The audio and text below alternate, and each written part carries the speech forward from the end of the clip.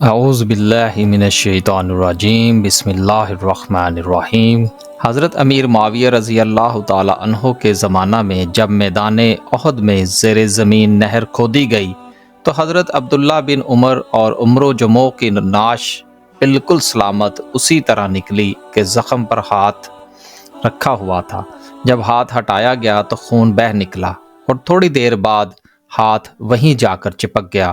حضرت جابر بن عبداللہ رضی اللہ تعالی عنہ نے فرمایا کہ جب حضرت امیر معاویہ رضی اللہ تعالی عنہ نے وہ نہر کھودنے کا ارادہ فرمایا تو فرمایا کہ اپنے اپنے شہداء کو یہاں سے ہٹا لیا جائے۔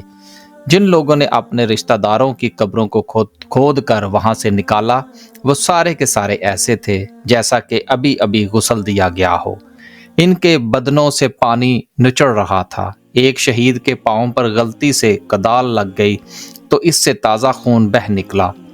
ان واقعات کے بعد ابو سعید رضی اللہ تعالیٰ عنہ نے فرمایا کہ اب کوئی منکر حیات شہداء سے انکار نہ کر سکے گا۔ مسجد نبوی کی جنت البقیع کی طرف جب توسیع کی گئی تو راستے میں چند صحابہ کی قبریں موجود تھیں جہاں صدیوں پرانی کچی دیواروں کے نشانات بھی موجود تھے۔ مسجد نبوی کے توسیع کے مراحل میں ان قبروں کو کھولا گیا اور ان صحابہ اکرام کو جنت البقیع میں منتقل کیا گیا۔ یہ حج کا زمانہ تھا جب ان اصحاب کی قبروں کو کھولا گیا اور یہ عمل رات کے وقت کیا گیا تاکہ لوگوں کو کم سے کم پتہ چلے۔ بعض لوگ جو اس سال حج پر گئے ہوئے تھے انہوں نے ان اصحاب رسول کی زیارت کی۔ جب ان کے جسموں کو نکالا گیا تو ویسے ہی تر و تازہ تھے، کیڑے مکوڑے کا نام تک نہ تھا۔ کافی لوگوں نے ان پاک جسدوں کی زیارت کی اور تابعین میں اپنے آپ کو شمار کرا لیا۔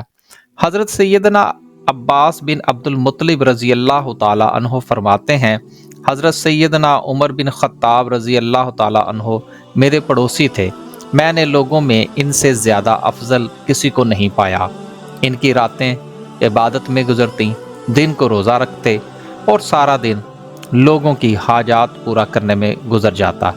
جب حضرت سیدنا عمر بن خطاب رضی اللہ تعالی عنہ کا انتقال ہو گیا تو میں نے اللہ عز و جل سے دعا کی مجھے حضرت سیدنا عمر بن خطاب رضی اللہ تعالی عنہ کی خواب میں زیارت ہو جائے۔ میری دعا قبول ہوئی اور ایک رات میں نے خواب دیکھا کہ حضرت سیدنا عمر بن خطاب رضی اللہ تعالی عنہ مدینہ تشریف لائے ہیں اور مدینہ شریف کے بازار کی جانب جا رہے ہیں۔ میں نے سلام کیا، انہوں نے جواب دیا۔ میں نے پوچھا آپ رضی اللہ تعالیٰ عنہ کا کیا حال ہے؟ فرمایا ابھی ابھی حساب و کتاب سے فارغ ہوا ہوں۔ اگر میں اپنے رب عز و جل کو رحیم و کریم نہ پاتا تو میری خلافت مجھے لے ڈوبتی۔ اسی طرح حضرت سیدنا ابن عمر رضی اللہ تعالیٰ عنہ فرماتے ہیں میں نے اپنے والد گرامی حضرت سیدنا عمر بن خطاب رضی اللہ تعالیٰ عنہ کو خواب میں دیکھا تو عرض کی آپ رضی اللہ تعالیٰ عنہ کا معاملہ کیسا رہا؟ فرمانے لگے الحمدللہ عز و جل بہتر رہا۔ قریب تھا کہ میری خلافت مجھے لے ڈوبتی لیکن میں نے اپنے پروردگار عز و جل کو بہت رحیم و کریم پایا۔ پھر آپ رضی اللہ تعالیٰ عنہ نے مجھ سے پوچھا بیٹا بتاؤ تم سے جدا ہوئے مجھے کتنا عرصہ ہو گیا ہے؟ میں نے عرض کی تقریباً 12 سال ہو چکے ہیں۔ تو آپ رضی اللہ تعالیٰ عنہ نے فرمایا میں ابھی ابھی حساب و کتاب سے فارغ ہوا ہوں۔ اللہ کی ان پر رحمت ہو اور ان کے صدقے ہماری مغفرت ہو، آمین۔ ایسی مزید ویڈیو دیکھنے اور سننے کے لیے ہمارے چینل کو لائک اور سبسکرائب کریں۔ اللہ حافظ۔